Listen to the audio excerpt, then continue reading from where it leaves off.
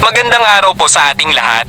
Narito po ang pinaka-latest na update sa lagay ng panahon ngayong Biyernes, ika-17 ng Enero taong 2025. Kondisyon ng panahon sa iba't ibang rehiyon.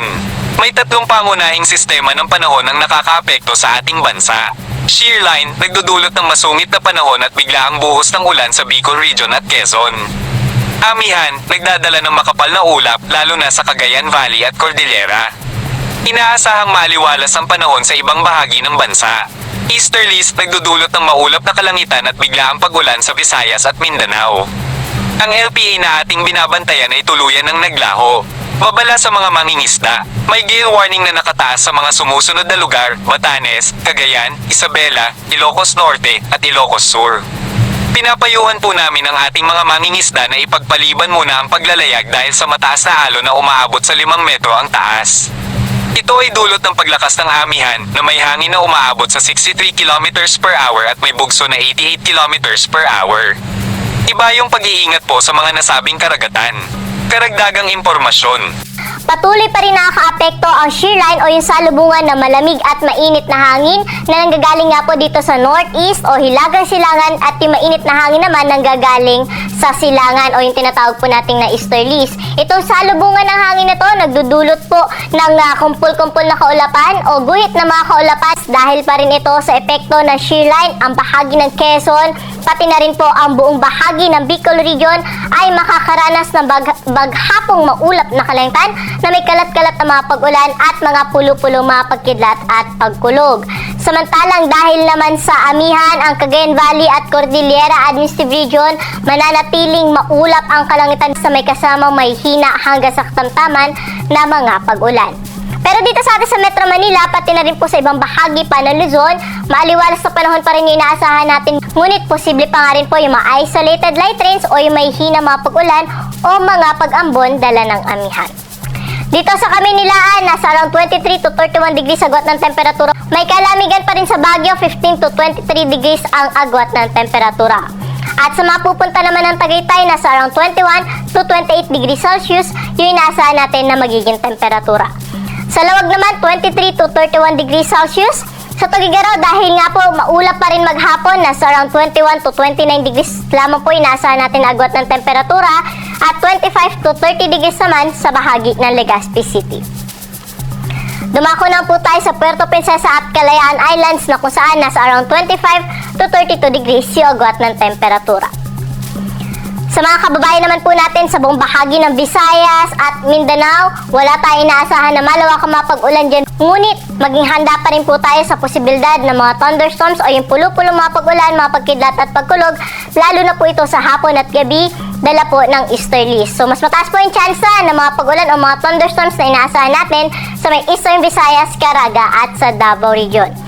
At ang temperatura po natin sa Tacloban ay nasa around 25 to 32 degrees Celsius. Metro Cebu at sa Iloilo aabot sa 31 degrees ang maximum temperature. Sa Cagayan de Oro naman po 24 to 31 degrees agwat ng temperatura, at sa may Zamboanga at sa Metro Davao aabot sa 33 degrees ang maximum temperature.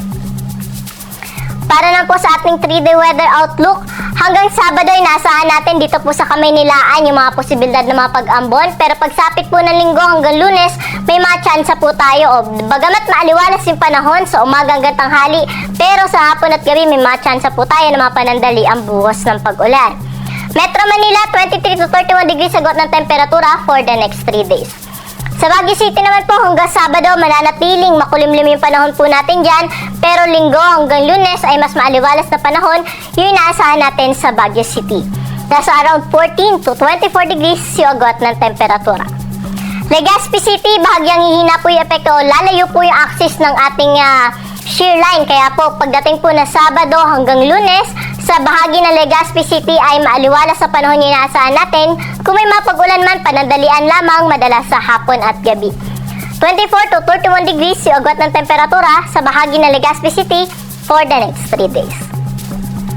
Dumako na po tayo sa bahagi ng Metro Cebu, Iloilo, pati na rin po sa Tacloban City na kung saan for the next 3 days ay wala ho tayo inaasahan na malawak ang mga pag-ulan, kaya magpapatuloy yung maaliwalas sa panahon, lalo na sa umaga hanggang tanghali. Hapon at gabi, posible pa rin po yung mga dagli ang pag-ulan, dala ng easterlies at mga localized thunderstorm. Metro Cebu, 25 to 31 degrees agwat ng temperatura. Sa bahagi ng Iloilo ay 25 to 32 degrees Celsius. Ganun din sa bahagi ng Tacloban City.